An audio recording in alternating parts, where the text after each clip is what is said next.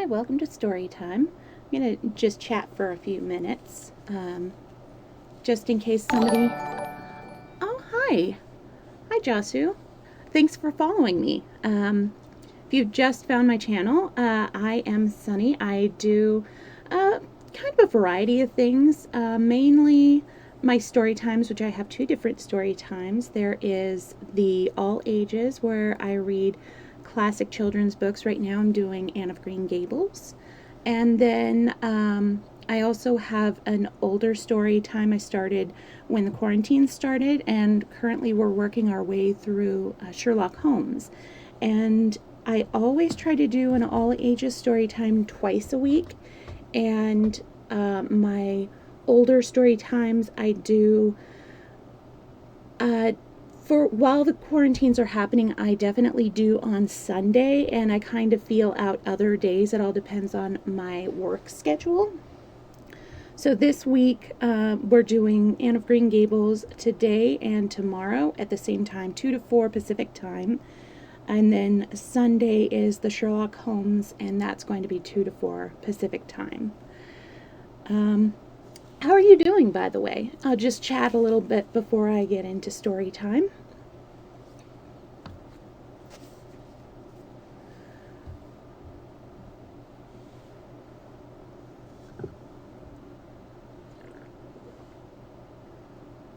And I hope that I've figured out the problem with the audio, because last night I was doing a little bit of a a Minecraft stream, and my audio just in the middle of it started going a little robotic sounding. So I'm hoping that that's worked itself out. I'm hoping that it doesn't decide that it's going to come back in the middle of this story time. Yeah, I figured out the echoing problem. My friend John on here, he helped me figure it out. It was because I had my sound setting. I had listened back to the device, and then for some reason, after like one of my previous Windows updates, it had it so that my streams play the sound that are on like the desktop. Since I was listening to my microphone, my desktop was listening to the microphone, and so you got double my voice, which was pretty annoying. So I took off listen to my device, and it seemed to work. I'm hoping that it doesn't do the robotic thing that it did last night when I was doing Minecraft stream. How are you doing today, Fritz? I love the red of your name today.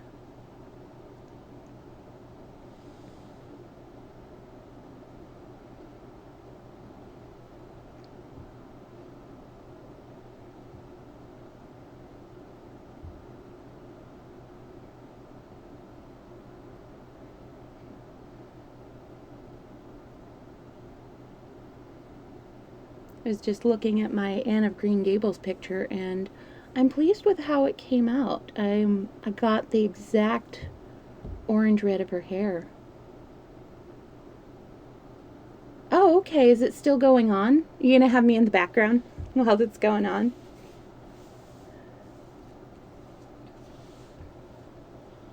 Oh, sorry. You just got done with it. Sorry, I read that wrong. I hope you had a good session. I know, selective viewing. Yeah, I haven't been able to go since I had to change my insurance. Oh, that's good. I'm glad.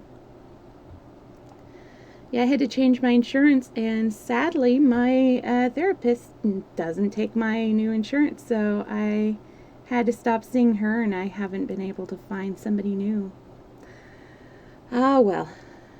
Not that it's easy to go to that currently, but, you know, I kind of like to think that the Storytime streams are a little, not really therapy, but definitely a bit chiller, kind of bring you down to earth, calm you down, sort of thing.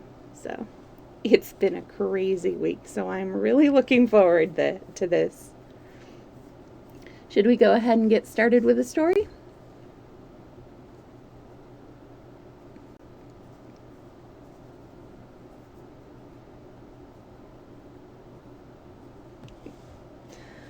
Alrighty, so we're actually halfway through.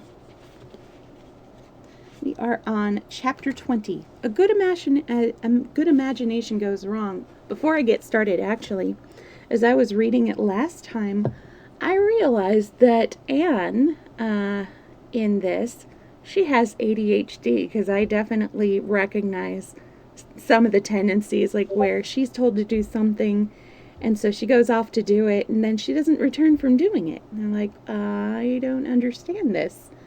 Go find her, and she's staring out the window. And it's like, wow, I totally get that. Where her mind just doesn't stop. It goes a mile a minute on a million different tangents, just the way that her conversations do. So it's kind of like, I feel you, Anne. I get it. It's tough being a kid with, as she says, an active imagination. Oh, hang on just a second.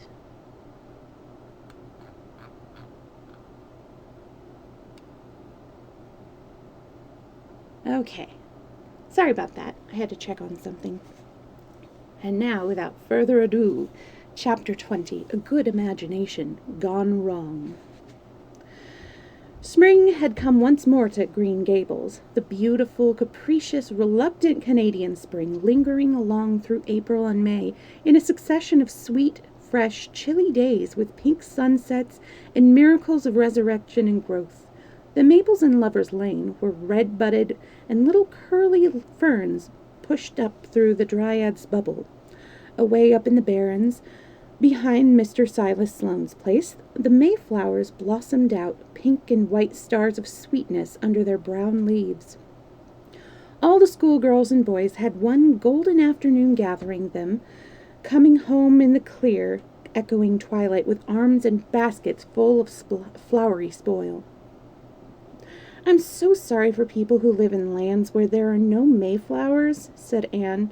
Diana says perhaps they have something better, but there couldn't be anything better than mayflowers, could there, Marilla? And Diana says if you don't know what they are like, they don't miss them.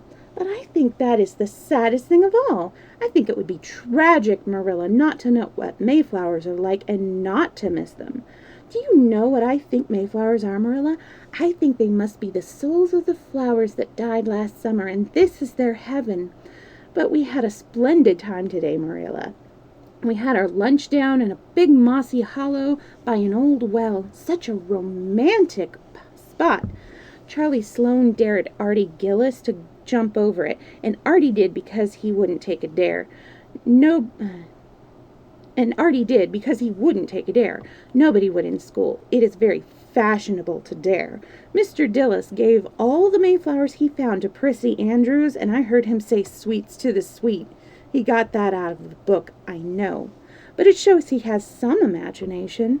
I was offered some mayflowers too, but I rejected them with scorn. I can't tell you the person's name because I have vowed never to let it cross my lips. We made wreaths of the mayflower and put them on our hats, and when the time came to come home, we marched in procession down the road 2 by 2 with our bouquets and wreaths singing, "My Home on the Hill." Oh, it was so thrilling, Marilla. All Mr. Silas Sloane's folks rushed out to see us, and everybody we met on the road stopped and stared after us. We made a real sensation. Not much wonder. Such silly doings, was Marilla's response. After the mayflowers came the violets, and Violet Vale was empurpled with them. Anne walked through it on her way to school with reverent steps and worshipping eyes, as if she trod on holy ground. Somehow, she told Diana, when I'm going through here, I don't really care whether anybody gets ahead of me in class or not. But when I'm up in school, it's all different, and I care as much as ever. There's such a lot of different Annes in me. I sometimes think that is why I'm such a troublesome person. If I was just the one Anne, it would be ever so much more comfortable, but then it wouldn't be half so interesting. One June evening, when the orchards were pink-blossomed again, when the frogs were singing silvery sweet in the marshes about the head of the lake of shining waters, and the air was full of the savor of clover fields and balsamic fir woods. Anne was sitting by her gable window. She had been studying her lessons, but it had grown too dark to see the book, so she had fallen into wide-eyed reverie, looking out past the boughs of the Snow Queen, once more bestarred with its tufts of blossom. In all essential respects, the little gable chamber was unchanged. The walls were as white and the pincushion as hard, the chairs as stiffly and yellowly upright as ever. But the whole character of the room was altered. It was full of a new, vital, pulsing personality that seemed to pervade it and to be quite independent of schoolgirl books and dresses and ribbons. And even of the cracked blue jug full of apple blossoms on the table, it was as if all the dreams, sleeping and waking, of its vivid occupant had taken a visible, although immaterial, form, and had tapestried the bare room with splendid, filmy tissues of rainbow and moonshine. Presently Marilla came briskly in with some of Anne's freshly ironed school aprons. She hung them over a chair and sat down with a short sigh. She'd had one of her headaches that afternoon, and although the pain had gone, she felt weak and tuckered out, as she expressed it. Anne looked at her with eyes limpid with sympathy.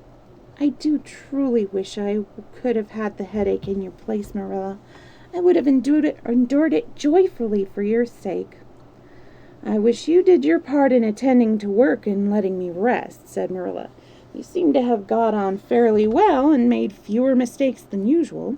Of course, it wasn't exactly necessary to starch Matthew's handkerchiefs. And most people, when they put a pie in the oven to warm for dinner, take it out and eat it when it gets hot instead of leaving it to be burned to a crisp. But that doesn't seem to be your way, evidently." Headaches always left Marilla somewhat sarcastic. "Oh, I'm sorry," said Anne penitently. "I never thought about that pie from the moment I put it in the oven till now, although I felt instinctively that there was something missing on the dinner table. I was firmly resolved when you left me in charge this afternoon not to imagine anything, but keep my thoughts on facts. I did pretty well until I put the pie in, and then an irresistible temptation came to me to imagine I was an enchanted princess shut up in a lonely tower with a handsome knight riding to my rescue on a coal-backed steed.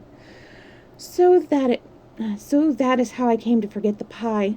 I didn't know I starched the handkerchiefs. All the time I was ironing, I was trying to think of a name for a new island Diana and I have discovered up the brook. It's the most ravishing spot, Marilla. There are 2 maple trees on it, and the brook flows right round it. At last it struck me that it would be splendid to call it Victoria Island because we found it on the Queen's birthday. Both Diana and I are very loyal. But I'm very sorry about that pie and the handkerchiefs. I wanted to be extra good today because it's an anniversary. Do you remember what happened this day last year, Marilla?" "No, I can't think of anything special." "Oh, Marilla, it was the day I came to Green Gables. I shall never forget it. It was the turning point in my life. Of course, it wouldn't seem so important to you. I've been here for a year, and I've been so happy. Of course, I had my troubles, but one can live down troubles. Are you sorry you kept me, Marilla?" "No, I can't say I'm sorry," said Marilla, who sometimes wondered how she could have lived before Anne came to Green Gables. "No, not exactly sorry. If you've finished your lessons, Anne, I want you to run over and ask Mrs. Barry if she'll lend me Diana's apron pattern." "Oh, it's too dark," cried Anne. "Too dark? Why, it's only twilight. Goodness knows you've gone over often enough after dark." "I'll go over early in the morning," said Anne eagerly. "I'll get up at sunrise and go over, Marilla." "What has gotten into your head now, Anne Shirley? I want that pattern to cut out your new apron this evening. Go at once and be smart, too." "I'll have to go round by the road then," said Anne, taking up her hat reluctantly. "Go by the road and waste half an hour. I'd like to catch you." "I can't go through the haunted woods, Marilla," cried Anne desperately. Marilla stared. "The haunted wood? Are you crazy? What under the canopy is the haunted wood?" The spruce wood over the brook, said Anne in a whisper. Fiddlesticks! There's no such thing as a haunted wood anywhere. Who has been telling you such stuff? Nobody, confessed Anne. Diana and I just imagined the wood was haunted. All the places round here are so commonplace. We just got this up for our own amusement. We began it in April. A haunted wood is so very romantic, Marilla. We chose the spruce grove because it's so gloomy. Oh, we have imagined the most harrowing things. There's a white lady walks along the brook just about this time of the night and wrings her hands and utters wailing cries. She appears when there is to be death in the family, and the ghost of a little murdered child haunts the corner up by Idlewild. It creeps up behind you and lays its cold fingers on your hand. So, oh, Marilla, it gives me a shudder to think of it. And there's a headless man stalks up and down the path, and skeletons glower at you between the boughs. Oh, Marilla, I wouldn't go through the haunted wood after dark now for anything. I'd be sure that white things would reach out behind the trees and grab me. Did ever anyone hear the like? Ejaculated Marilla, who had listened in dumb amusement. Anne Shirley, do you mean to tell me you believed all that wicked nonsense of your own imagination? Not believe exactly, faltered Anne. At least I don't believe it in daylight, but after dark, Marilla, it's different. That is when ghosts walk. There are no such things as ghosts, Anne. Oh, but there are, Marilla, cried Anne eagerly. I know people who have seen them, and they are respectable people. Charlie Sloane says that his grandmother saw his grandfather driving home the cows one night after he'd been buried for a year. You know Charlie Sloane's grandmother wouldn't tell a story for anything. She's a very religious woman. And Mrs. Thomas's father was pursued home one night by a lamb of fire with its head cut off hanging by a strip of skin. He said he knew it was the spirit of his brother and that it was a warning he would die within 9 days. He didn't, but he died 2 years after, so you see it to be really true. And Ruby Gillis was Anne Shirley, interrupted Marilla firmly. I never want to hear you talking in this fashion again. I've had my doubts about that imagination of yours right along, and if this is going to be the outcome of it, I won't countenance any such doings. You'll go right over the berries, and you'll go through that spruce grove, just for a lesson and a warning to you. And never let me hear a word out of your head about haunted woods again. Anne might plead and cry as she liked, and did, for her terror was very real. Her imagination had run away with her, and she held the spruce grove in mortal dread after nightfall. But Marilla was inexorable.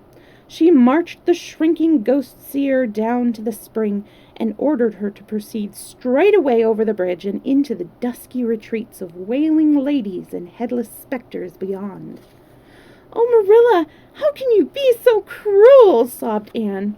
What should you feel if a white thing did snatch me up and carry me off? I'll risk it, said Marilla unfeelingly.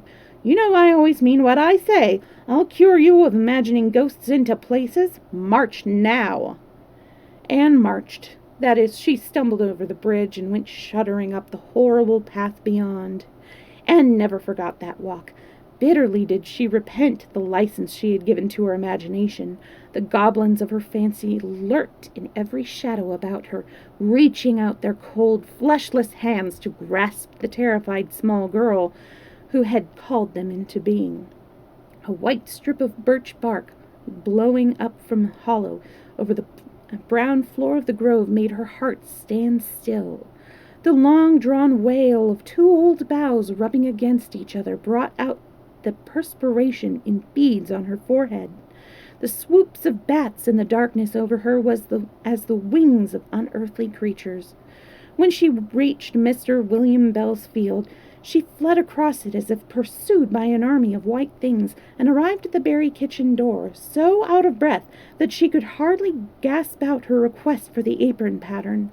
Diana was away, so that she had no excuse to linger. The dreadful return journey had to be faced. Anne went back over it with shut eyes, preferring to take the risk of dashing her brains out among the boughs to that of seeing white things. When she finally stumbled over the log bridge, she drew one long, shivering breath of relief. "Well, so nothing caught you," said Marilla unsympathetically. "Oh, Marilla," chattered Anne, "I'll be contented with commonplace things after this." And I just realized I forgot to take my morning meds. I'm gonna take a quick break to do that between chapters.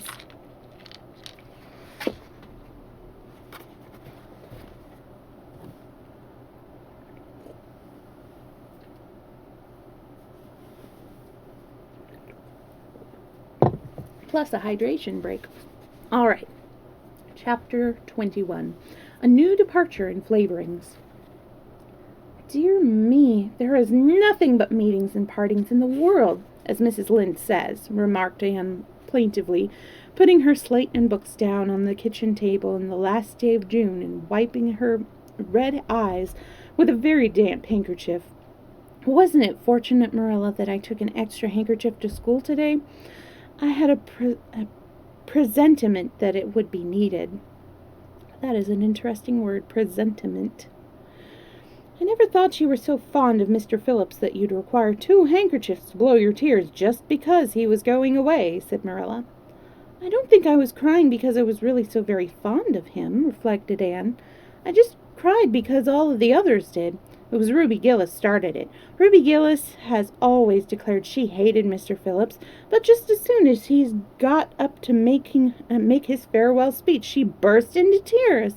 Then all the girls began to cry, one after the other. I tried to hold out, Marilla.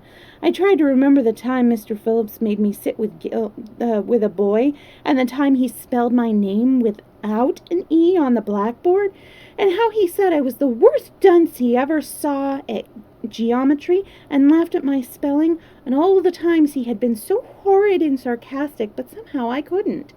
Marilla, I just had to cry too. Jane Andrews has been talking for a month about how glad she'd be when Mr. Phillips went away, and she declared she'd never shed a tear. Well, she was worse than any of us and had to borrow a handkerchief from her brother. Of course the boys didn't cry, because she hadn't brought one of her own, not expecting to need it. Oh, Marilla, it was heart-rending. Mr. Phillips made such a beautiful farewell speech beginning, 'The time has come for us to part.' It was very affecting. And he had tears in his eye, too, Marilla. Oh, I feel dreadfully sorry and remorseful for all the times I'd talked in school and drawn pictures of him on my slate and made fun of him and Prissy. I can tell you I wished I'd been a model pupil like Minnie Andrews. She hadn't anything on her conscience. The girls cried all the way home from school. Carrie Sloane kept saying every few minutes, 'The time has come for us to part,' and that would start us off again whenever we were in any danger of cheering up. I feel so dreadfully sad, Marilla. Hi, John. How are you doing? Is the audio better today? No robotic sounds?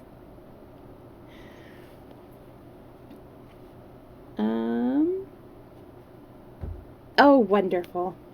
I'm glad to hear it. I did a little bit of testing before this. It just seemed like my computer decided to play a prank on me last night. I feel so dreadfully sad, Marilla. But one can't feel quite in the depth of despair with 2 months' vacation before them, can they, Marilla? Wonderful. And besides, we met the new minister and his wife coming from the station. For all I was feeling so bad about Mr. Phillips going away, I couldn't help taking an interest in a new minister, could I? His wife is very pretty. Not exactly regally lovely, of course. It wouldn't do, I suppose, for a minister to have a regally lovely wife, because it might set a bad example. Mrs. Lynde says the minister's wife over in Newbridge set a very bad example because she dresses so fashionably. Our new minister's wife has dressed in blue muslin with lovely puffed sleeves and a hat trimmed with roses. Jane Andrews says she thought puffed sleeves were too worldly for a minister's wife, but I didn't make any such uncharitable remark, Marilla, because I know what it is to long for puffed sleeves. Besides, she's only been a minister's wife for a little while, so one should make allowances, shouldn't they? They are going to to board with Mrs. Lynde until the manse is ready. If Marilla, in going down to Mrs. Lynde's that evening, was actuated by any motive save her avowed one of returning the quilting frames she had borrowed the preceding winter, it was an amiable weakness shared by most of the Avonlea people. Many a thing Mrs. Lynde had lent, sometimes never expecting to see it again, came home that night in charge of the borrowers thereof. A new minister, and moreover a minister with a wife, was a lawful object of curiosity in a quiet little country settlement where sensations are few and far between. Old Mr. Bentley, the minister whom Anne had found lacking in imagination, had been pastor of Avonlea for 18 years. He was a widower when he came, and a widower he remained, despite the fact that gossip regularly married him to this, that, or the other one every year of his sojourn. In the preceding February he had resigned his charge and departed amid the regrets of his people, most of whom had the affection born of long intercourse for their good old minister, in spite of his shortcomings as an orator. Since then, the Avonlea church had enjoyed a variety of religious dissipations in listening to the many and various candidates and supplies who came Sunday after Sunday to preach on trial. These stood or fell by the judgment of the fathers and mothers in Israel, but a certain small red-headed girl, who sat meekly in the corner of the old Cuthbert pew, also had her opinions about them and discussed the same in full with Matthew, Marilla always declining from principle to criticize ministers in any shape or form. "I don't think Mr. Smith would have done, Matthew," was Anne's final summing up. "Mrs. Lynde said his delivery was so poor, but I think his worst fault was just like Mr. Bentley's. He had no imagination. And Mr. Terry had too much. He let it run away with him just as I did mine in the matter of the haunted woods. Besides, Mrs. Lynde says his theology wasn't sound. Mr. Gresham was a very good man and a very religious man, but he told too many funny stories and made the people laugh in church. He was undignified, and you must have some dignity about a minister, mustn't you, Matthew? I thought Mr. Marshall was decidedly attractive, but Mrs. Lynde says he isn't married or even engaged because she made special inquiries about him, and she says it would never do to have a young unmarried minister in Avonlea because he might marry in the congregation, and that would make trouble. Mrs. Lynde is a very far-seeing woman, isn't she, Matthew? I'm very glad they've called Mr. Allen. I liked him because his sermon was interesting, and he prayed as if he meant it, and not just as if he did it because he was in the habit of it.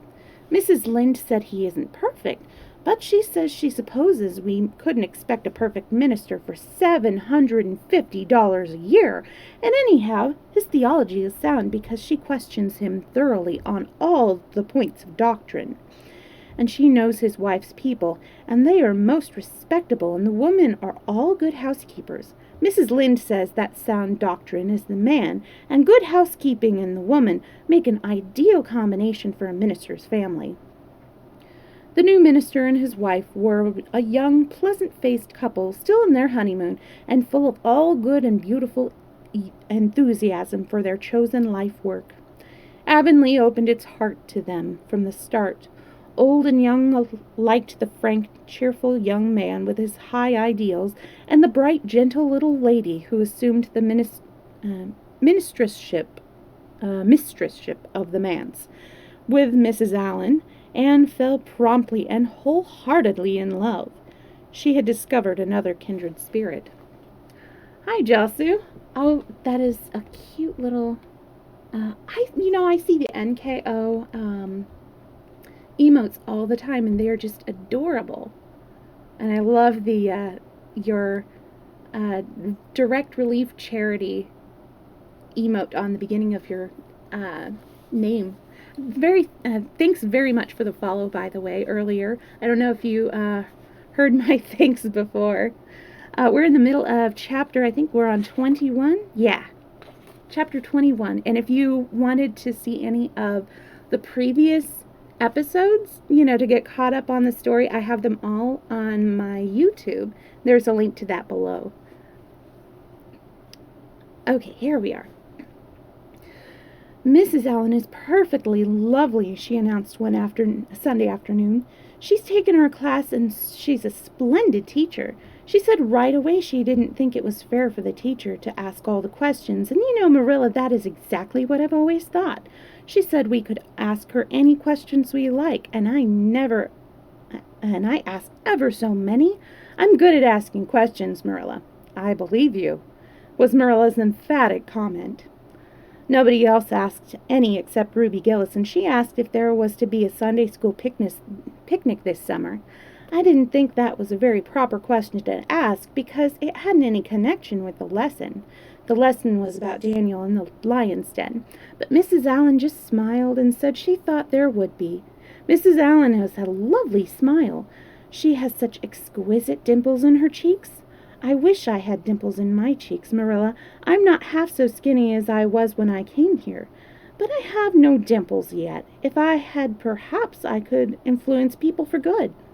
Mrs. Allen said we ought always to try to influence other people for good. She talked so nice about everything. I never knew before that religion was such a cheerful thing. I always thought it was kind of melancholy, but Mrs. Allen isn't, and I'd like to be a Christian if I could be one like her. I wouldn't want to be one like Mr. Superintendent Bell. It's very naughty of you to speak so about Mr. Bell, said Marilla severely. Mr. Bell is a real good man. Oh, of course he's good, agreed Anne, but he doesn't seem to get any comfort out of it. If I could be good, I'd dance and sing all day because I was glad of it. I suppose Mrs. Allen is too old to dance and sing, and of course it wouldn't be dignified in a minister's wife. But I can just feel she's glad she's a Christian, and that she'd be one even if she could get to heaven without it. I suppose we must have Mr. and Mrs. Allen up to tea some day soon, said Marilla reflectively. They've been most everywhere but here. Let me see. Next Wednesday would be a good time to have them. But don't say a word to Matthew about it, for if he knew they were coming, he'd find some excuse to be away that day. He's got so used to Mr. Bentley he didn't mind him. But he's going to find it hard to get acquainted with a new minister, and a new minister's wife will frighten him to death. I'll be as secret as the dead, assured Anne. But, oh, Marilla, will you let me make a cake for the occasion? I'd love to do something for Mrs. Allen, and you know I could make a pretty good cake by this time. You can make a layer cake, promised Marilla. Monday and Tuesday came. Great preparations went on at Green Gables. Having the minister and his wife to tea was a serious and important undertaking, and Marilla was determined not to be eclipsed by any of the Avonlea homekeepers. Anne was wild with excitement and delight. She talked it all over with Diana on Tuesday night in the twilight as they sat on the big red stones by the Dryad's Bubble and made rainbows in the water with little twigs dipped in fir balsam. Everything is ready, Diana, except my cake, which I'm to make in the morning, and the baking powder biscuits, which Marilla will make just before tea time. I assure you, Diana, that Marilla and I have had a busy 2 days of it. It's such a responsibility having a minister's family to tea. I never went through such an experience before. You should just see our pantry. It's a sight to behold. We're going to have jellied chicken and cold tongue.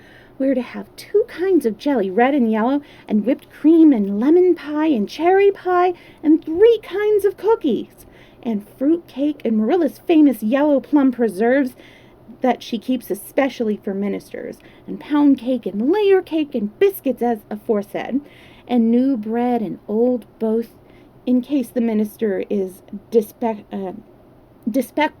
and can't eat new. Mrs. Lynde says ministers mostly are dyspeptic, but I don't think Mr. Allen has been a minister long enough for it to have had a bad effect on him.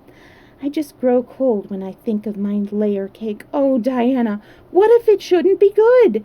I dreamed last night that I was chased all round by a fearful goblin with a big layer cake for a head. I'll be good all right. It'll be good all right, assured Diana, who was a very comfortable sort of friend. I'm sure the pieces of the old you made, I'm sure that piece of the old one you made that we had for lunch in Idlewild 2 weeks ago was perfectly elegant." "Yes, but cakes have such a terrible habit of turning out bad just when you especially want them to be good," sighed Anne, setting a particularly well-balsamed twig afloat. "However, I suppose I should have to trust to Providence and be careful to put in the flour. Oh, look, Diana, what a lovely rainbow! Do you suppose the Dryad will come out after we go away and take it for a scarf?"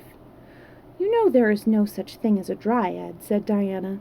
Diana's mother had found out about the haunted wood and had been decidedly angry over it. As a result, Diana had abstained from any further imitative flights of imagination, and did not think it prudent to cultivate a spirit of belief, even in harmless Dryads. "But it's so easy to imagine there is," said Anne. "Every night before I go to bed, I look out of my window and wonder if the Dryad is really sitting here, combing her locks with the spring for a mirror. Sometimes I look for her footprints in the dew in the morning. Oh, Diana, don't give up your faith in the Dryad." Wednesday morning came. Anne got up at sunrise because she was too excited to sleep. She had caught a severe cold in the head by reason of her dabbling in the spring on the preceding evening. But nothing short of absolute pneumonia could have quenched her interest in culinary matters that morning. After breakfast she proceeded to make her cake. When she finally shut the oven door upon it, she drew a long breath. "I'm sure I haven't forgotten anything this time, Marilla. But do you think it will rise? Just suppose perhaps the baking powder isn't enough. I used it out of the new can, and Mrs. Lynde says you can never be sure of getting good baking powder nowadays when everything is so adulterated. Mrs. Lynde says the government ought to take the matter up, but she says we'll never see a day when a Tory government will do it. Marilla, what if that cake doesn't rise?"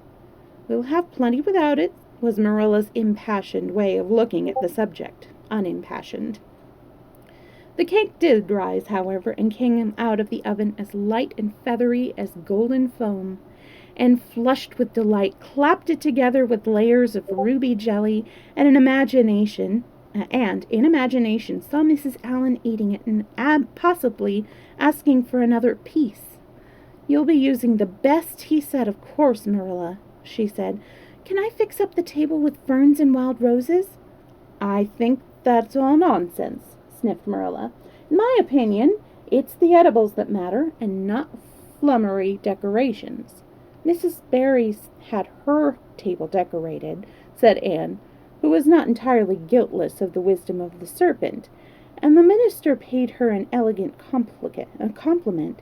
He said it was a feast for the eye as well as for the palate."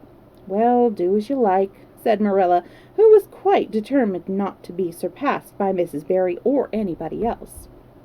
"Only mind you leave enough room for the dishes and the food." Anne laid herself out to decorate in a matter,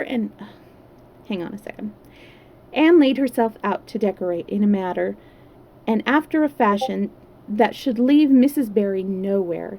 Having abundance of roses and ferns, and a very artistic taste of her own, she made that tea table such a thing of beauty that when the minister and his wife sat down to it, they exclaimed in chorus over its loveliness. "It's Anne's doing," said Marilla, grimly just, and Anne felt that Mrs. Allan's approving smile was almost too much happiness for this world.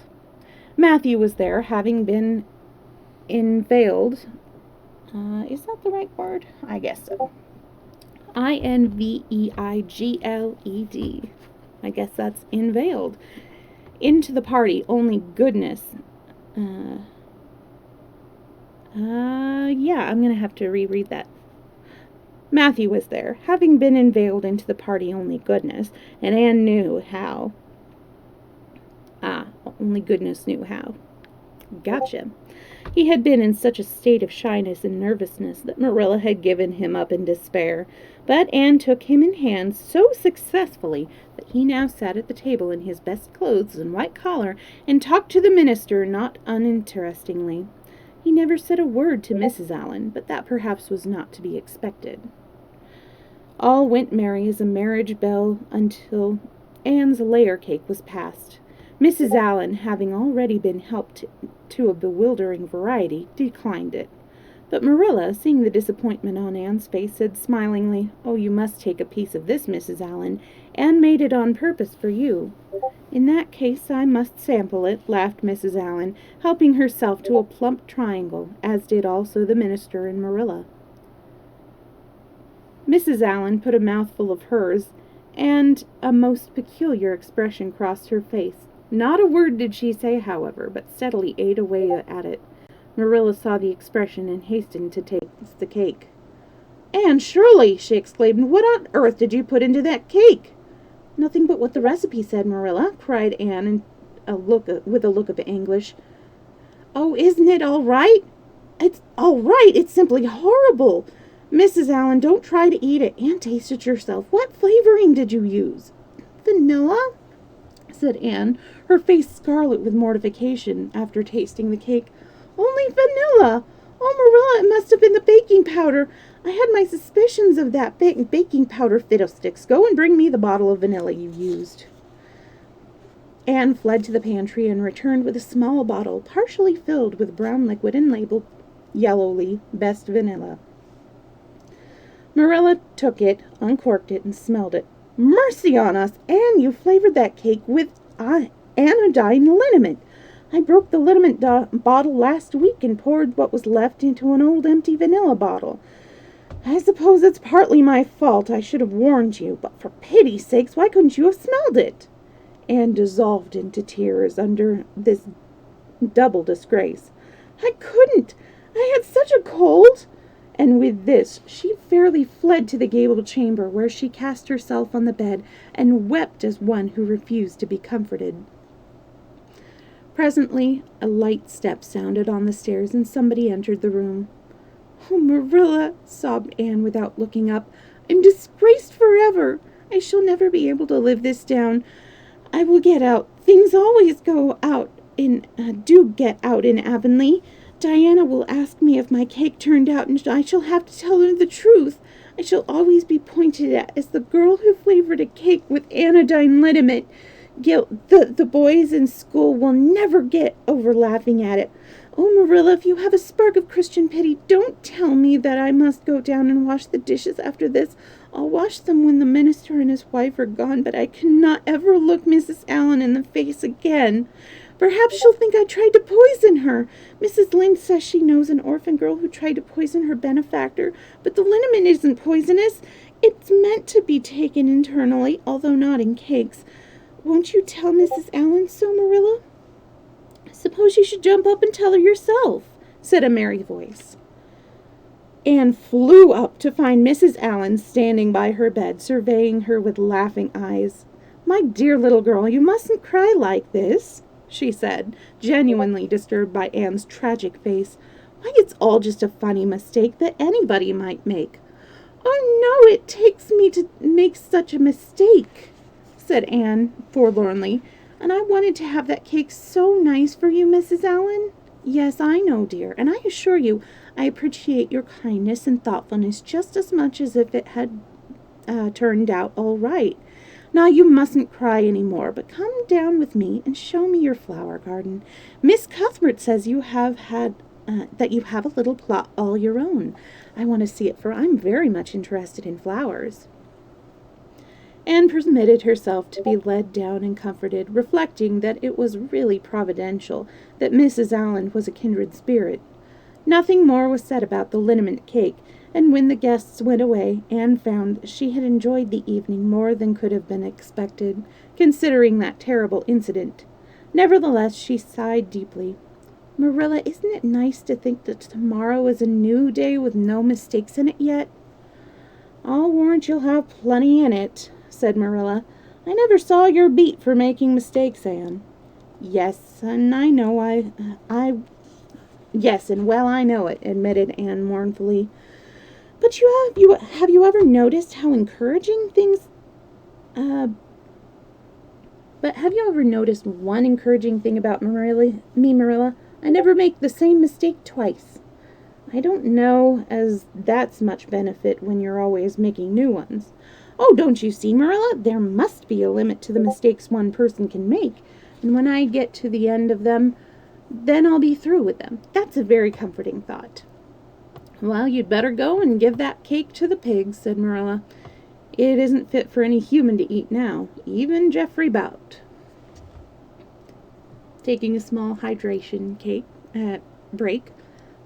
I've got cake on the brain, apparently. You know what I just realized? That I am halfway through to getting affiliate.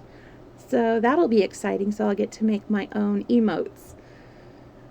I have 2 in mind at least. The stack of books that are up on the left side of my screen. And then I've been working on a little, very simplified cat reading a book one. Which I'm going to have, I think, a gray tabby with a red book, because it'll be a nice contrast.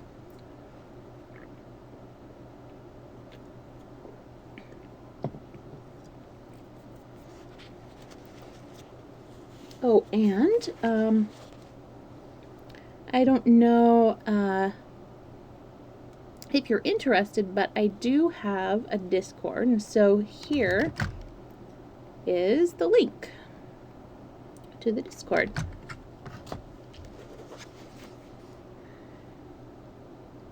It's not a very active one yet. I'd like it to be a little more active in the future. I've been posting up recipes. There's a place for putting up cat pictures for arts and crafts, so you can put up your own drawings, or if you've made anything, like I put my tiaras on there.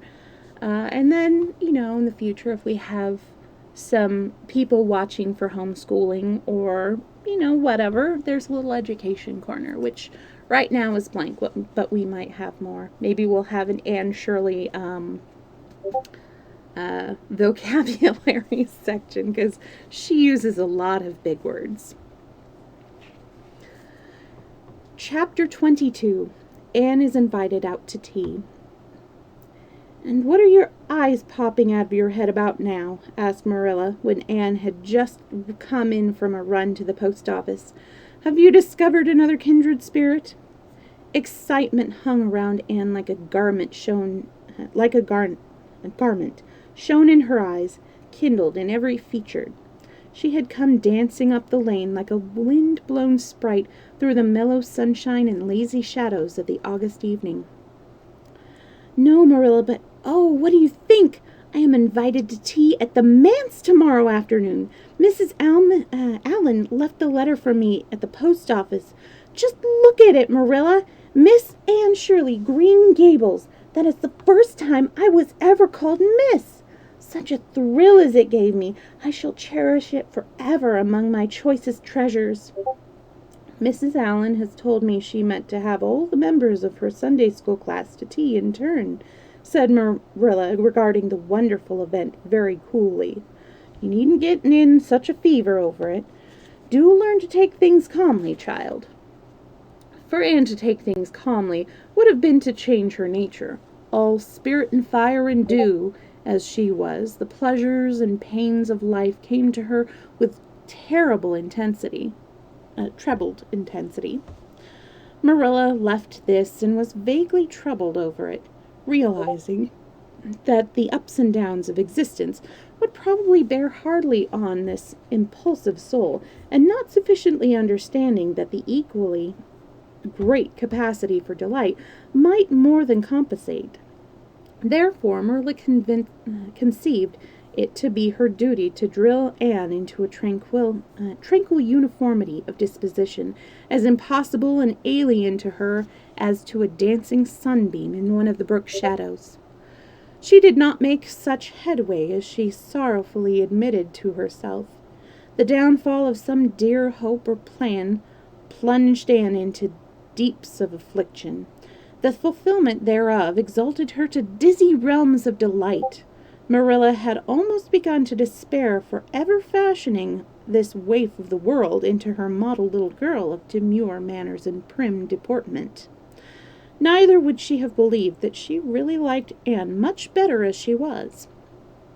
Anne went to bed that night speechless with misery because Matthew had said that wind was round northeast, and he feared it would be a rainy day tomorrow. The rustle of the poplar leaves about the house worried her. It sounded so like pattering raindrops, and the dull, faraway roar of the gulf to which she listened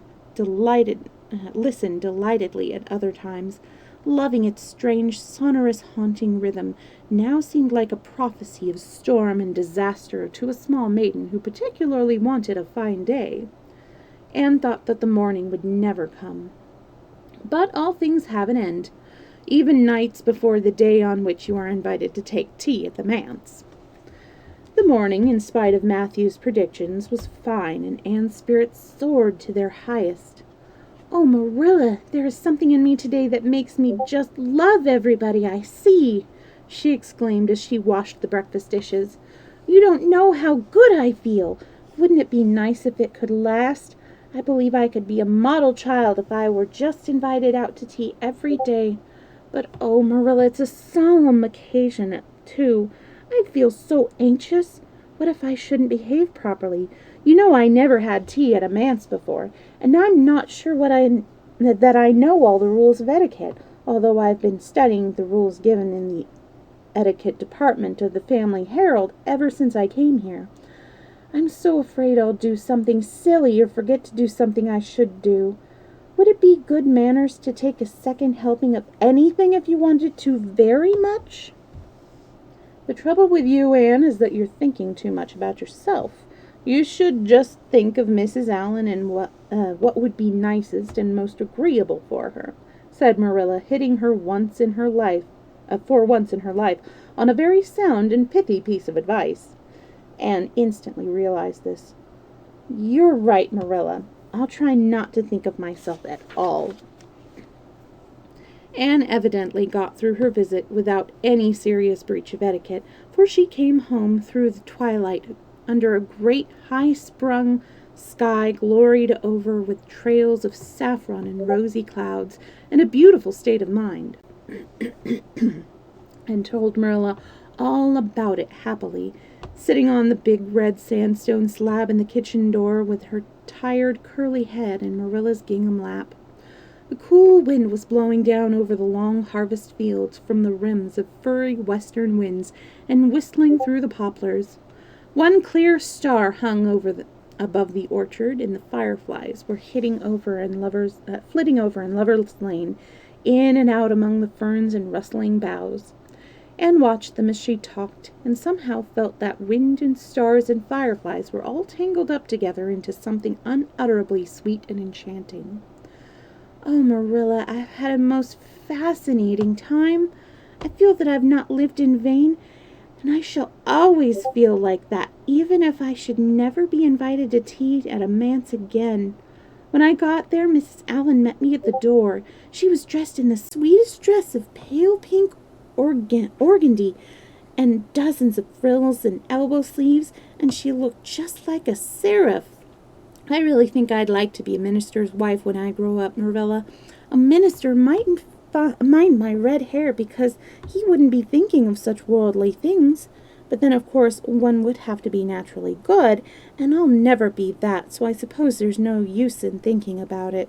Some people are naturally good, you know, and others are not. I'm one of the others. Mrs. Lynde says I'm full of original sin.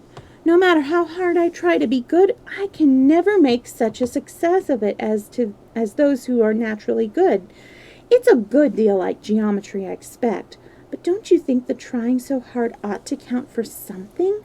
Mrs. Allan is one of the naturally good people. I love her passionately. You know there are some people like Matthew and Mrs. Allan that you can love right off without any trouble, and then there are others like Mrs. Lynde that you have to try very hard to love. You know you ought to love them because they know so much and are such active workers in the church, but you have to keep reminding yourself of it all the time or else you forget. There was another little girl at the manse for tea, too, with the White Sands Sunday School. Her name was Loretta Bradley, and she was a very nice little girl. Not exactly a kindred spirit, you know, but still very nice. We had an elegant tea, and I think I kept all the rules of etiquette pretty well. After tea, Mrs. Allen played and sang, and she got Loretta and me to sing too. Mrs. Allen said I have a good voice, and she says I must sing in the Sunday school choir after this. You can't think how I was thrilled at the mere thought. I've longed so to sing in the Sunday school choir, as Diana does, but I feared it was an honor I could never aspire to. Loretta had to go home early because there's a big concert in the White Sands Hotel tonight, and her sister is to recite at it. Loretta says that the Americans at the hotel give a concert every fortnight in aid of the Charlottetown Hospital, and they ask lots of the White Sands people to recite. Loretta said she expected to be asked herself someday. I just gazed at her in awe. After she had gone, Mrs. Allen and I had a heart-to-heart talk. I told her everything about Mrs. Thomas and the twins and Katie, Maurice, and Violetta, and coming to Green Gables, and my troubles over geometry. And would you believe it, Marilla? Mrs. Allen told me she was a dunce at geometry, too. You don't know how that encouraged me. Mrs. Lynde came to the manse just before I left, and what do you think, Marilla? The trustees have hired a new teacher, and it's a lady. Her name is Miss Muriel Stacy. Isn't that a romantic name? Mrs. Lynde said that they've never had a female teacher in Avonlea before, and she thinks it is a dangerous innovation. But I think it will be splendid to have a lady teacher, and I really don't see how I'm going to live through the 2 weeks before school begins. I'm so impatient to see her. Chapter 23. Anne comes to grief in an affair of honor. Anne had to live through more than 2 weeks as it happened. Almost a month having elapsed since the liniment cake episode, it was high time for her to get into fresh trouble of some sort.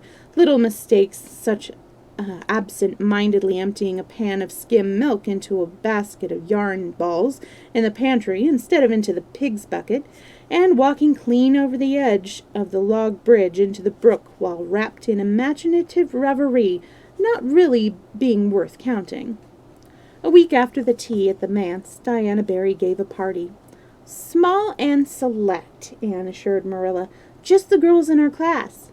They had a very good time, and nothing untoward happened until after tea, when they found themselves in the berry garden. A little tired of all their games and ripe for any enticing form of mischief which might present itself. This presently took the form of daring. Daring was the fashionable amusement among the Avonlea small fry just then. It had begun among the boys, but soon spread to the girls, and all the silly things that were done in Avonlea that summer, because the doers thereof were dared to do them, would fill a book by themselves. First of all, Carrie Sloane dared Ruby Gillis to climb to a certain point in the huge old willow tree before the front door, which Ruby Gillis, albeit in mortal dread of the fat green caterpillars which said tree was infested, and with the fear of her mother before her eyes if she should tear her new muslin dress, nimbly did, to the discomfiture of the aforesaid Carrie Sloane. Then Josie Pye dared Jane Andrews to hop on her left leg around the garden without stopping once or putting her right foot to the ground, which Jane Andrews gamely tried to do, but gave out at the third corner and had to confess herself defeated. Josie's triumph being rather more pronounced than good taste permitted, Anne surely dared her to walk along the top of the board fence which bounded the garden to the east. Now, to walk board fences requires more skill and steadiness of head and heel than one might suppose who has never tried it.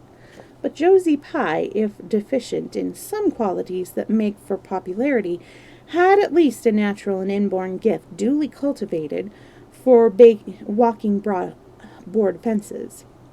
Josie walked the berry fence with an airy unconcern which seemed to imply that a little thing like that wasn't worth a dare. Reluctant admiration greeted her exploit, for most of the other girls could appreciate it, having suffered many things themselves in their effort to walk fences. Josie descended from her perch, flushed with victory and darted a defiant glance at Anne. Anne tossed her red braids. "I don't think it's such a very wonderful thing to walk a little low board fence," she said. "I knew a girl in Marysville who could walk the ridge pole of a roof." "I don't believe it," said Rosie flatly. "I don't believe anybody could walk a ridge pole. You couldn't, anyhow." "Couldn't I?" cried Anne rashly.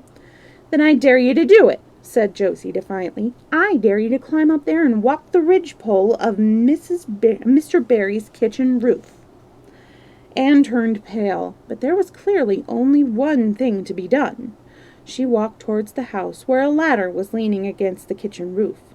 All the fifth-class girls said, "Oh," partly in excitement, partly in dismay. "Don't you do it, Anne," entreated Diana. "You'll fall off and be killed." "Never mind, Josie Pye. It isn't fair to dare anybody to do anything so dangerous." "I must do it. My honor is at stake," said Anne solemnly. "I shall walk that ridge pole, Diana, or perish in the attempt.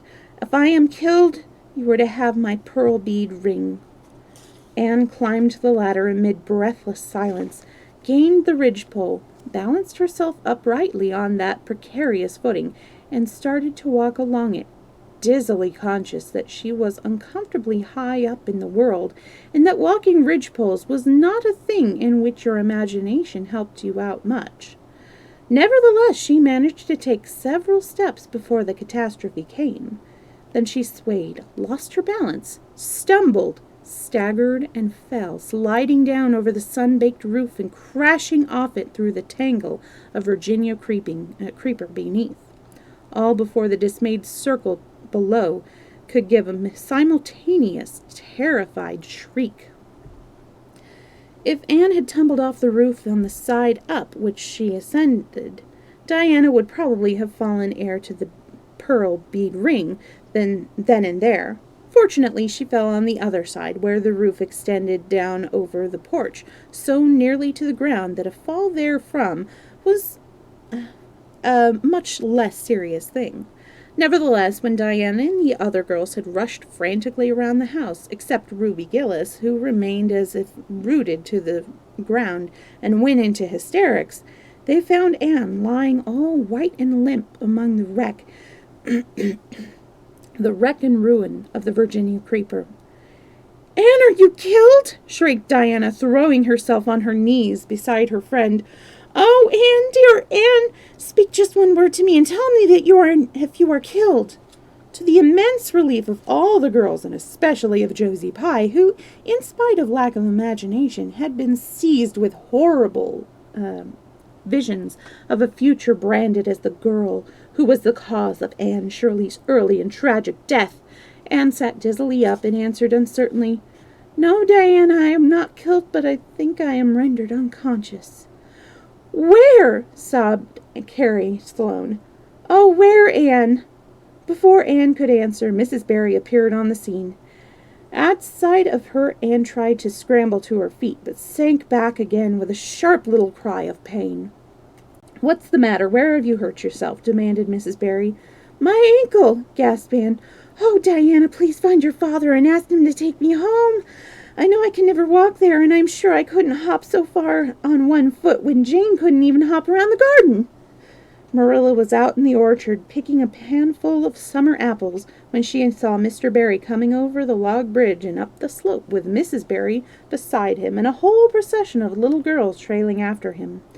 In his arms he carried Anne, whose head lay limply against his shoulder. At that moment Marilla had a revelation. In the sudden stab of fear that pierced to her very heart, she realized that what Anne had come to mean to her. She would have admitted that she liked Anne, nay, that she was very fond of Anne, but now she knew, as she hurried wildly down the slope, that Anne was dearer to her than anything on earth. "Mr. Barry, what has happened to her?" she gasped, more white and shaken than the self-contained, sensible Marilla had been for many years. Anne herself answered, lifting her head, "Don't be frightened, Marilla. I was walking the ridge post and I fell off. I expect I have sprained my ankle, But Marilla, I might have broken my neck. Let us look on the bright side for things. I might have known you'd go and do something of the sort when I let you go to that party, said Marilla, sharp and shrewish in her very relief. Bring her in here, Mr. Barry, and lay her on the sofa. Mercy me, the child has gone and fainted. It was quite true. Overcome by the pain of her injury, Anne had one more of her wishes granted to her. She had fainted dead away. Matthew, hastily summoned from the harvest fields, was straightway dispatched for the doctor, who in due time came to discover that the injury was more serious than they had supposed. Anne's ankle had broken. That night, when Marilla went up to the east gable, where a white-faced girl was lying, a plaintive voice greeted her from the bed. Aren't you very sorry for me, Marilla? It was your own fault, said Marilla, twitching down the blind and lighting a lamp. And that is just why you shouldn't be sorry for me, said Anne, because the thought that that is all my own fault is what makes it so hard. If I could blame it on anybody, I would feel so much better. But what would you have done, Marilla, if you had been dared to walk a ridgepole? I'd have stayed on good firm ground and let them dare away. Such absurdity, said Marilla. Anne sighed. But you have such strength of mind, Marilla. I haven't. I just felt that I couldn't bear Josie Pye's scorn. She would have crowed over me all my life, and I think I have been punished so much that you needn't be cross with me, Marilla. It's not a bit nice to faint after all, and the doctor hurt me dreadfully when he was setting my ankle. I won't be able to go around for 6 or 7 weeks, and I'll miss the new lady teacher. She won't be new anymore by the time I'm able to go to school, and everybody will get ahead of me in class. Oh, I'm an afflicted mortal. But I'll try to bear it all bravely, if only you won't be cross with me, Marilla. There, I'm not cross, said Marilla. You're an unlucky child, there's no doubt about that. But if you say, you'll have the suffering of it. Here, now, try and eat some supper. Isn't it fortunate I've got such an imagination, said Anne. It will help me through splendidly, I expect. What do people who haven't any imagination do when they break their bones, do you suppose, Marilla? Anne had good reason to bless her imagination many a time, and oft during the tedious 7 weeks that followed. And she was not solely dependent on it. She had many visitors, and not a day passed without one or more of the schoolgirls dropping in to bring her flowers and books and tell her all the happenings in the juvenile world of Avonlea. Everybody has been so good and kind, Marilla, sighed Anne happily on the day when she could first limp across the floor. It isn't very pleasant to be laid up, but there is a bright side to it, Marilla. You find out how many friends you have. Why, even Superintendent Bell came to see me, and he's really Snockings, stop it. I'm sorry about that. Snockings was rubbing her face against my box that I have my microphone in.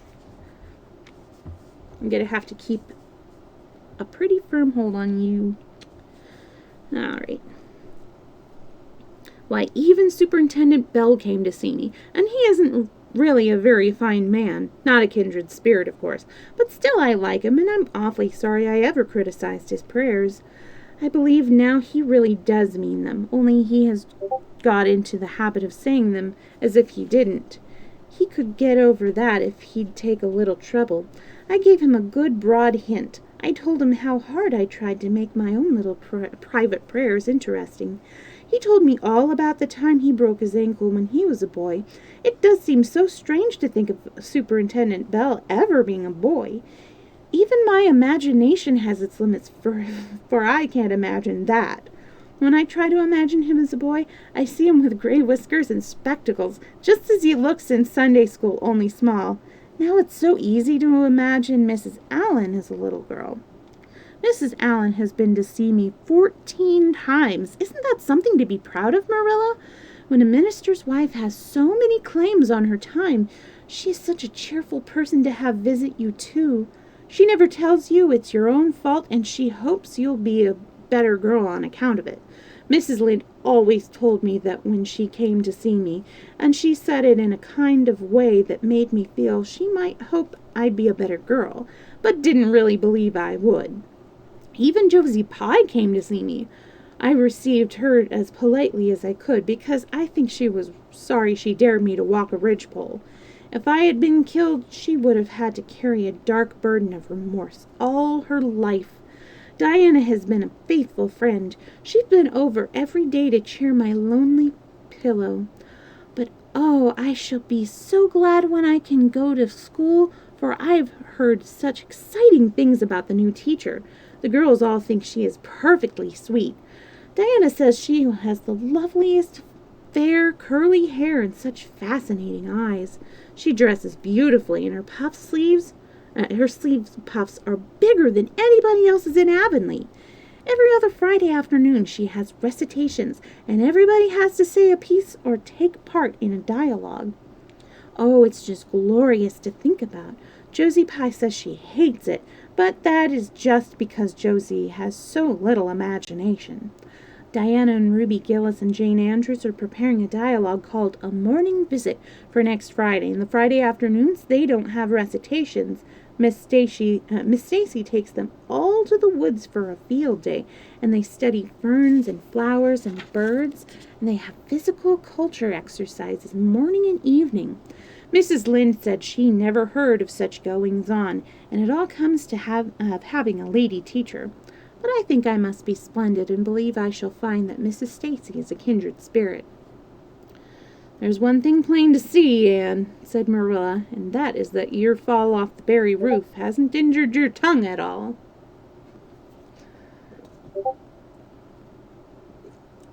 Chapter 24. Miss Stacy and her pupils get up a concert.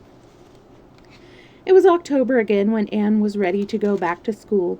A glorious October, all red and gold, with mellow mornings, when the valleys were filled with delicate mists as if the spirit of autumn had poured them in from the sun to drain. Amethyst, pearl, silver, rose, and smoke blue. The dews were so heavy that the fields glistened like cloths of silver, and there were such heaps of rustling leaves in the hollows of many-stemmed woods to run crisply through.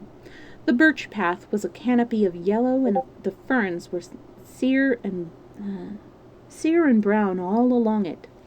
There was a tang in the very air that inspired the hearts of small maidens tripping, unlike snails, swiftly and willingly to school, and it was jolly to be back again at the little brown desk beside Diana, with Ruby Gillis nodding across the aisle, and Carrie Sloane sending up notes, and Julia Bell passing a chew of gum down from the back seat. Anne drew a long breath of happiness as she sharpened her pencil and arranged her picture cards in her desk. Life was certainly very interesting. In the new teacher she found another true and helpful friend. Miss Stacy was a bright, sympathetic young woman with a happy gift of winning and holding the affections of her pupils and bringing out the best that there was in them mentally and morally. Anne expanded like a flower under this wholesome influence, and carried home to the admiring Matthew and the critical Marilla glowing accounts of schoolwork and aims. "I love Miss Stacy with her whole heart, Marilla. With my whole heart, Marilla. She is so ladylike, and she has such a sweet voice. When she pronounces my name, I feel instinctively that she's spelling it with an E. We had recitations that afternoon. I just wish you could have been there to hear me recite Mary, Queen of Scots. I just put my whole soul into it. Ruby Gillis told me coming home that the way I said the line, 'Now for my father's arm,' she said, 'my woman's heart farewell,' just made her blood run cold." "Well, now, you might recite it for me some of these days out in the barn," suggested Matthew. "Of course I will," said Anne meditatively, "but I won't be able to do it so well, I know. It won't be so exciting as it was when you have a whole schoolful before you hanging breathlessly on your words. I know I won't be able to make your blood run cold." "Mrs. Lynde said it made her blood run cold to see the boys climbing to the very tops of those big trees on Bell's Hill after crow's nest," last Friday," said Marilla. "I wonder at Miss Stacy for encouraging it." "But we wanted a crow's nest for nature study," explained Anne. "That was on our field afternoon. Field afternoons are splendid, Marilla, and Miss Stacy explains everything so beautifully. We have to write compositions on our field afternoons, and I write the best ones." "It's very vain of you to say so, then. You'd better let your teacher say it." "But she did say it, Marilla, and indeed I'm not vain about it. How can I be when I'm such a dunce at geometry? Although I'm really beginning to see through it a little, too. Miss Stacy makes it so clear. Still, I'd never be good at it, and I assure you it is a humbling reflection. But I love writing compositions. Mostly Miss Stacy lets us choose our own subjects, but next week we are to write a composition on some remarkable person. It's hard to choose among so many remarkable people who have lived. Mustn't it be splendid to be remarkable and have compositions written about you after you're dead? Oh, I would dearly love to be remarkable. I think when I grow up, I'll be a trained nurse and go with a red cross to the field of battle as a messenger of mercy. That is, if I don't go out as a foreign missionary. That would be very romantic. But one would have to be very good to be a missionary, and that would be a stumbling block. I have physical culture exercises every day, too. That makes you graceful and promote digestion." "Promote fiddlesticks," said Marilla, who honestly thought it was all nonsense. But all the best afternoons, and all the field afternoons and recitation Fridays and physical culture contortions paled before a project which Miss Stacy brought forward in November. This was that the scholars of Avonlea School should get up a concert and hold it in the hall on Christmas night for the laudable purpose of helping to pay for a schoolhouse flag. The pupils, one and all, talked graciously to this plan. The preparations for a program were begun at once, and of all the excited performers-elect, none was so excited as Anne Shirley, who threw herself into the undertaking heart and soul, hampered as she was by Marilla's disapproval. Marilla thought it all rank foolishness. "It's just filling your head up with nonsense and taking time that ought to be put on your lessons," she grumbled. "I don't approve of children getting up concerts and racing about to practices. It makes them vain and forward and fond of gadding." "But think of the worthy object," pleaded Anne. "A flag will cultivate a spirit of patriotism, Marilla." "Fudge! There's precious little patriotism in the thought of any of you. All you want is a good time." "Well, when you can combine patriotism and fun, isn't it all right? Of course, it's real nice to be getting up a concert. We're going to have 6 choruses, and Diana is to sing a solo. I'm in 2 dialogues, the Society for the Suppression of Gossip and the Fairy Queen. The boys are going to have a dialogue, too, and I'm to have 2 recitations, Marilla. I just tremble when I think of it, but it's a nice, thrilly kind of tremble. And we're to have a tableau at the last. Faith, Hope, and Charity. Diana and Ruby and I are to be in it, all draped in white with flowing hair. I'm to be Hope with my hands clasped, so, and my eyes uplifted. I'm going to practice my recitations in the garret. Don't be alarmed if you hear me groaning. I have to groan heart-rendingly in one of them, and it's really hard to get up a good artistic groan, Marilla.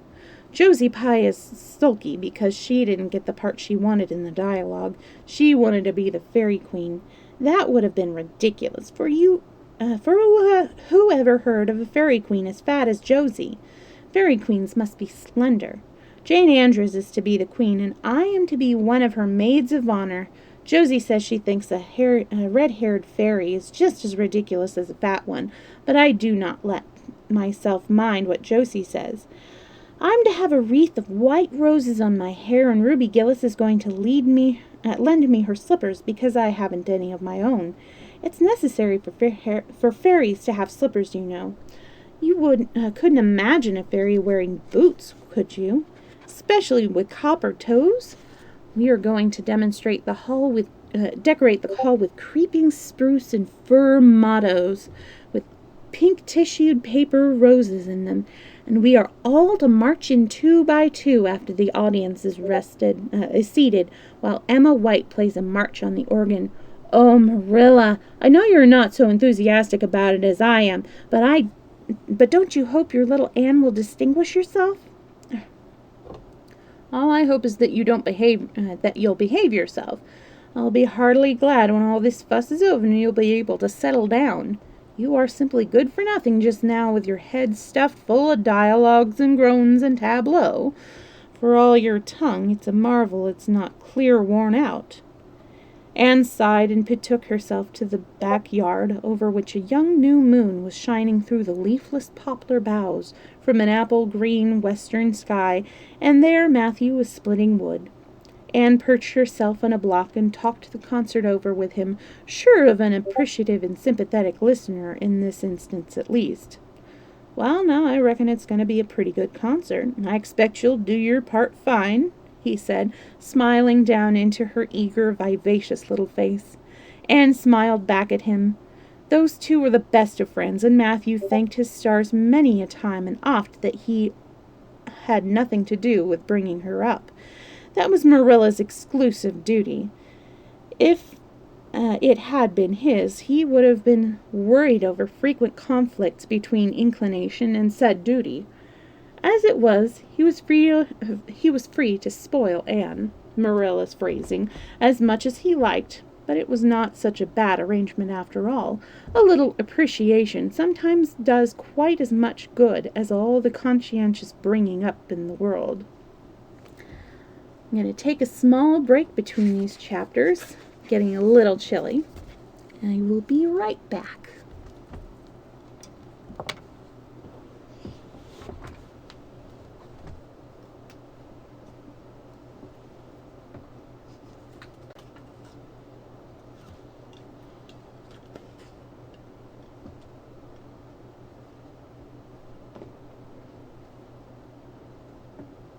Sorry, Maestro, go back to sleep.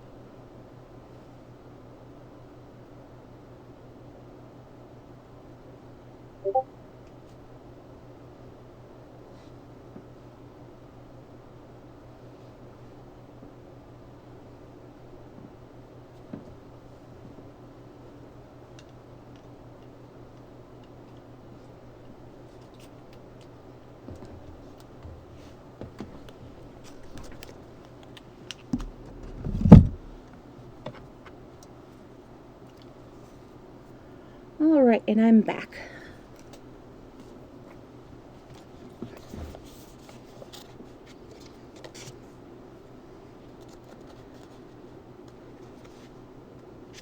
Chapter 25. Matthew insists on puffed sleeves. Matthew was having a bad 10 minutes of it. He had come into the kitchen in the twilight of a cold gray December evening and had sat down in the wood box corner to take off his heavy boots, unconscious of the fact that Anne had a bevy of her schoolmates, were having a practice of the Fairy Queen in the sitting room. Presently they came trooping through the hall and out into the kitchen, laughing and chattering gaily. They did not see Matthew, who shrank bashfully back into the shadows beyond the wood box with a boot in one hand and a boot jack in the other, and he watched them shyly for the aforesaid 10 minutes as they put on caps and jackets and talked about the dialogue in the concert. Anne stood among them, bright-eyed and animated as they, but Matthew suddenly became conscious that there was something about her different from her mates. And what worried Matthew was the difference impressed him as being something that should not exist. Anne had a brighter face, a bigger, starrier eyes, and more delicate features than the others. Even shy, unobservant Matthew had learned to take note of these things, but the difference that disturbed him did not consist of any of these respects. Then in what did it consist? Matthew was haunted by this question long after the girls had gone, arm in arm down the long, hard, frozen lane, and Anne had betaken herself to her books. He could not refer it to Marilla, who he felt would be quite sure to sniff scornfully and remark that the only difference she saw between Anne and the other girls was that they sometimes kept their tongues quiet, while Anne never did. This Matthew felt would be no great help. He had recourse to his pipe that evening to help him study it out, much to Marilla's disgust. After 2 hours of smoking and hard reflection, Matthew arrived at the solution of this problem. Anne was not dressed like the other girls. The more Matthew thought about the matter, the more he was convinced that Anne never had been dressed like the other girls, never since she had come to Green Gables. Marilla kept her clothed in plain, dark dresses, all made after the same unvarying pattern. If Matthew knew there was such a thing as fashion in dress, it is as much as he did. But he was quite sure that Anne's sleeves did not look at all like the sleeves the other girls wore.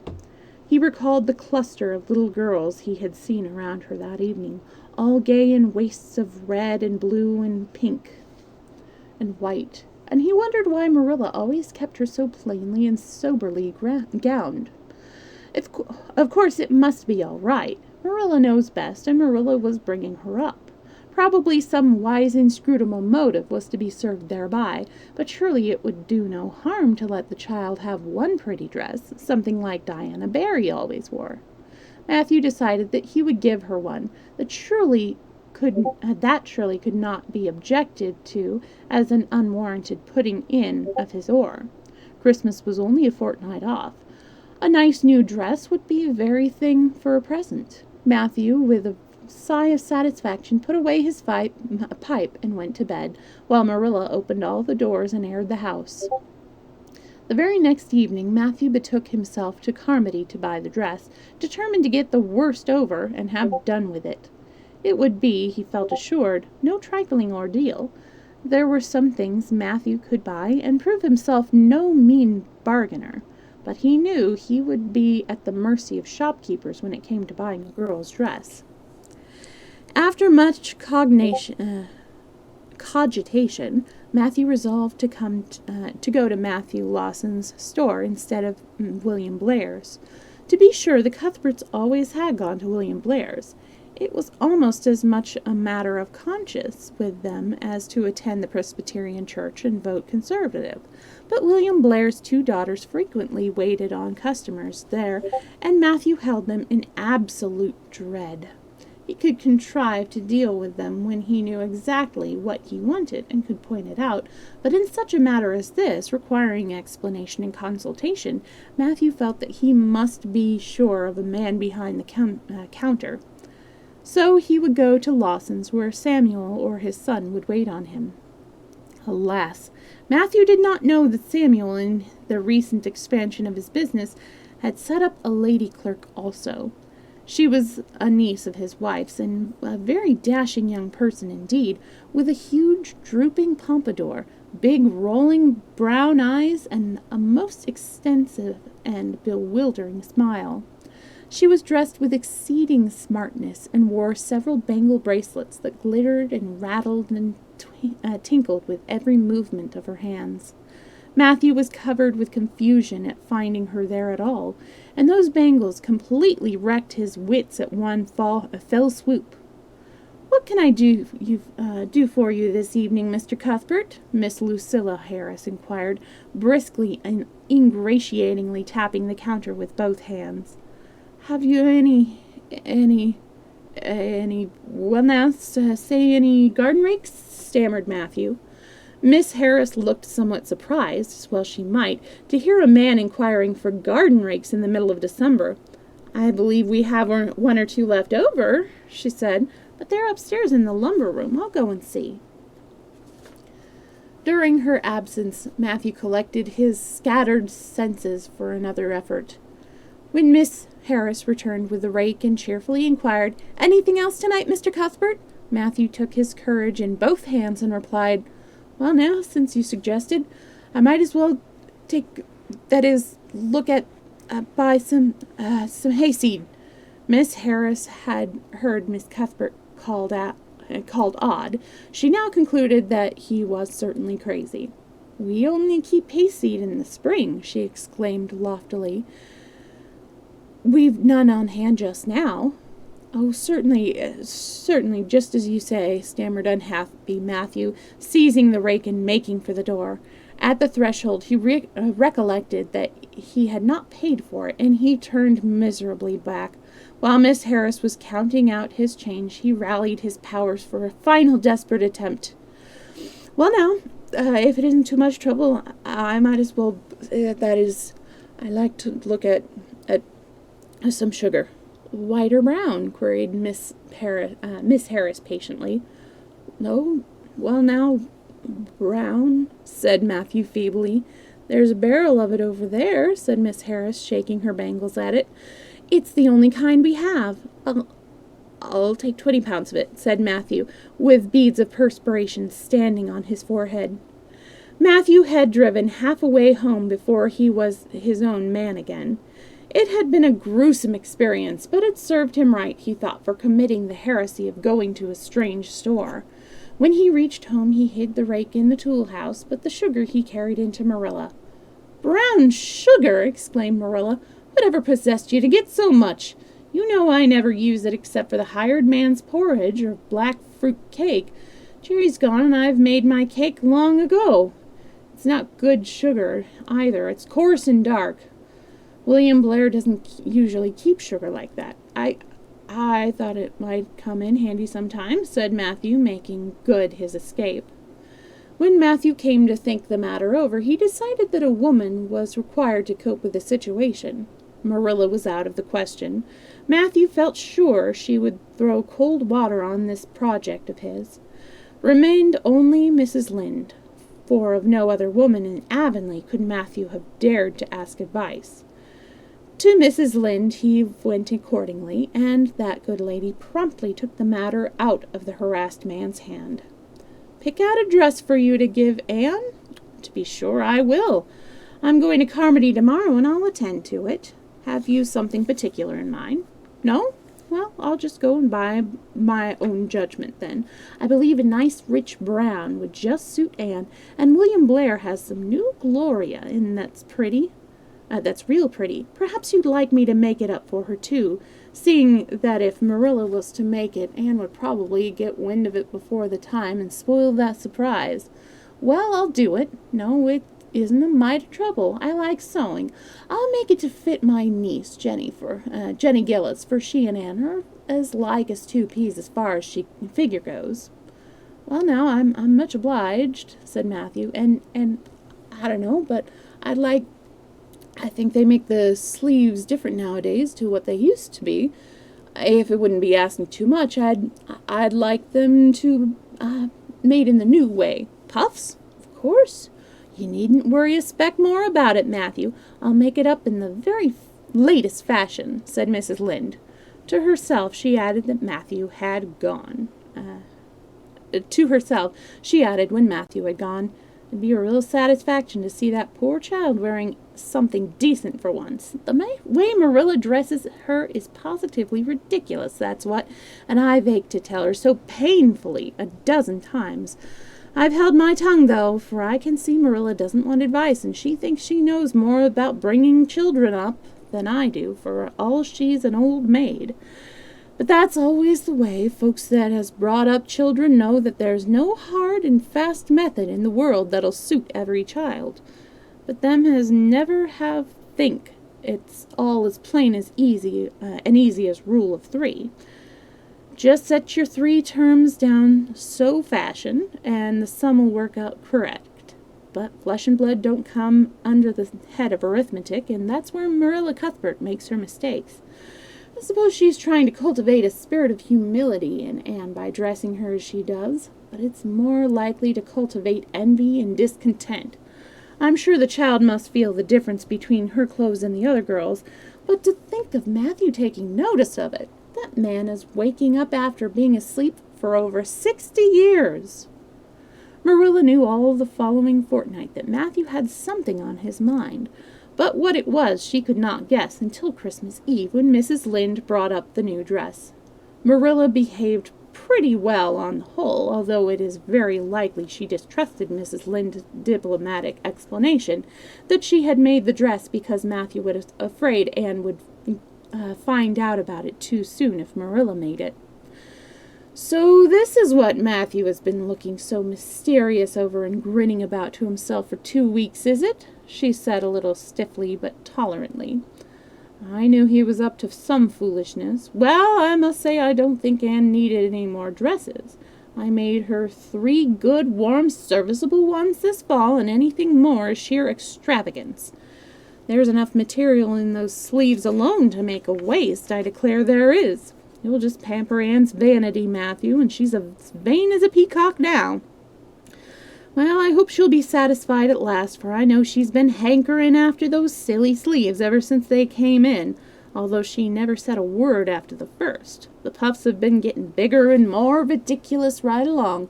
They're as big as balloons now. Next year anybody who wears them will have to go through a door sideways."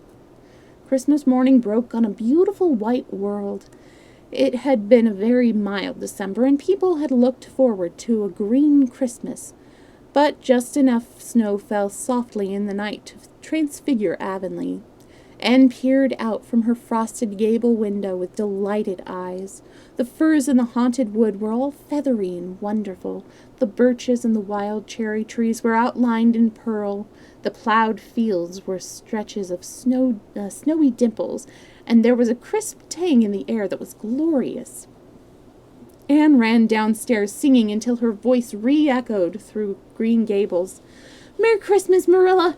Merry Christmas, Matthew! Isn't it a lovely Christmas? I'm so glad it's white. Any other kind of Christmas doesn't seem real, does it?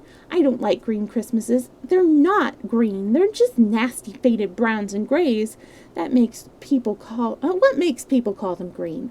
Why, Matthew, is that for me? Oh, Matthew!" Matthew had sheepishly unfolded the dress from its paper swathings and held it out with a deprecatory glance at Marilla, who feigned to be contemptuously filling the teapot, but nevertheless watched the scene out of the corner of her eye with a rather interested air. Anne took the dress and looked at it in reverent silence.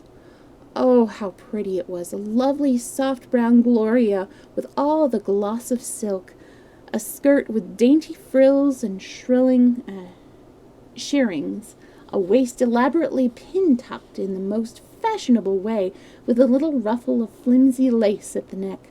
But the sleeves, they were the crowning glory, long elbow cuffs, and above them 2 beautiful puffs, divided by rows of shirrings and bows of brown silk ribbon. "That's a Christmas present for you, Anne," said Matthew shyly. Why, Anne, don't you like it?" Well now, for Anne's eyes had suddenly filled with tears. "Like it? Oh, Matthew!" Anne laid the dress over a chair and clasped her hands. "Matthew, it's perfectly exquisite! Oh, I can never thank you enough. Look at those sleeves. Oh, it seems to me this must be a happy dream." Well, let us have breakfast," interrupted Marilla.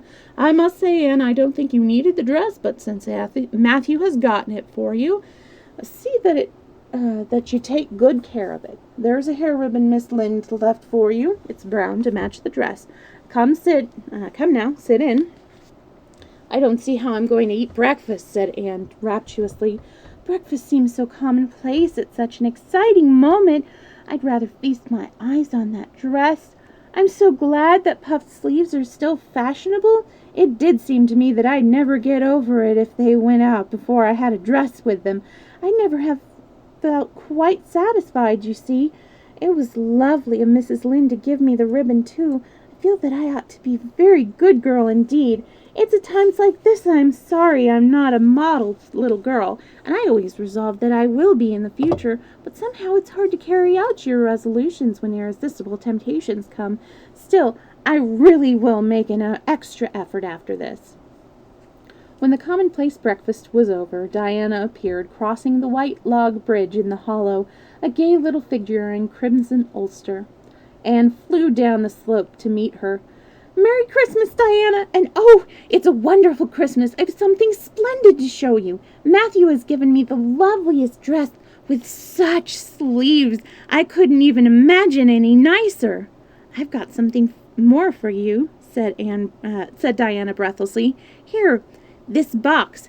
Aunt Josephine sent us out a big box with ever so many things in it, and this is for you. I'd have brought it over last night, but it didn't come until after dark, and I never feel very comfortable coming through the haunted wood in the dark now. Anne opened the box and peered in.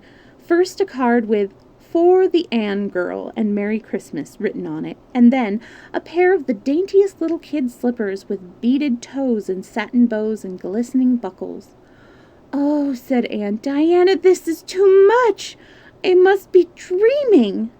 "I call it providential," said Diana. "You won't have to borrow Ruby's slippers now, and that's a blessing, for they're 2 sizes too big for you, and it would be awful to hear a fairy shuffling. Josie Pye would be delighted.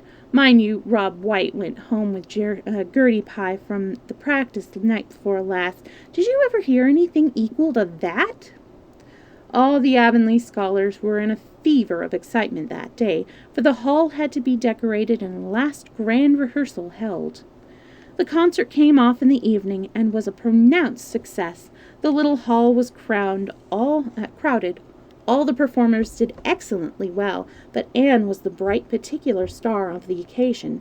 An even envy in the shapes of Josie Pye dared not deny. "Oh, hasn't it been a brilliant evening?" sighed Anne, when it was all over and she and Diana were walking home together under a dark, starry sky. "Everything went off very well," said Diana practically. "I guess we must have made as much as $10. Mind you, Mr. Allen is going to send an account of it to the Charlottetown papers." "Oh, Diana, will we really see our names in print? It makes me thrill to think of it. Your solo was perfectly elegant, Diana. I felt prouder than you did when it was encored. I just said to myself, it is my dear bosom friend who is so honored. Well, your recitations just brought down the house, Anne. That sad one was simply splendid. Oh, I was so nervous, Diana. When Mr. Allen called out my name, I really cannot tell you how I ever got up on that platform. I felt as if a million eyes were looking out at me and through me, and for one dreadful moment I was sure I couldn't begin at all. Then I thought of my lovely puffed sleeves and took courage. I knew that I must live up to those sleeves, Diana, so I started in, and my voice seemed to be coming from ever so far away. I just felt like a parrot. It's providential that I practiced those recitations so often up in the garret, or I'd never have been able to get through. Did I moan all right?" "Yes, indeed, you groaned lovely," assured Diana. "I saw old Mrs. Sloane wiping away tears when I sat down. It was splendid to think I had touched somebody's heart. It's so romantic to take part in a concert, isn't it? Oh, it's been a very memorable occasion indeed." "Wasn't the boys' dialogue fine?" said Diana. "Gilbert Blythe was just splendid. And I do think it's awful mean the way you treat Gil. Wait till I tell you. When you ran off the platform after the fairy dialogue, one of your roses fell out of your hair. I saw Gil pick it up and put it in his breast pocket. There now, you're so romantic that I'm sure you ought to be pleased at that." "It's nothing to me what that person does," said Anne loftily. "I simply never waste a thought on him, Diana." That night Marilla and Matthew, who had been out to a concert for the first time in 20 years, sat for a while by the kitchen fire after Anne had gone to bed. "Well, now, I guess our Anne did as well as any of them," said Matthew proudly. "Yes, she did," admitted Marilla. "She's a bright child, Matthew, and she looked real nice, too. I've been kind of opposed to this concert scheme, but I suppose there's no real harm in it after all. Anyhow, I was proud of Anne tonight, although I'm not going to tell her so." "Well, now, I was proud of her, and I did tell her so before she went upstairs," said Matthew. "We must see what we can do for her some of these days, Marilla. I guess she'll need something more than Avonlea school by and by." There's times enough to think of that, said Marilla. She's only 13 in May, though tonight it struck me she was grown quite a big girl. Mrs. Lynde made that dress a mite too long, and it makes Anne look too small. She's quite quick to learn, and I guess the best thing we can do for her will be to send her to Queen's after a spell. But nothing need be said about that for a year or two yet. Well now, it'll do no harm to be thinking it over off and on, said Matthew. Things like that are all the better for lots of thinking over. I think I'm going to stop now because the next chapter is pretty long and we only have 15 minutes left. So I'm going to end the Storytime stream here, but I am going to take a little bit of a break, grab a snack, and then I think I'm going to do a Stardew Valley stream if you'd like to join me. So I'll see you in a few minutes.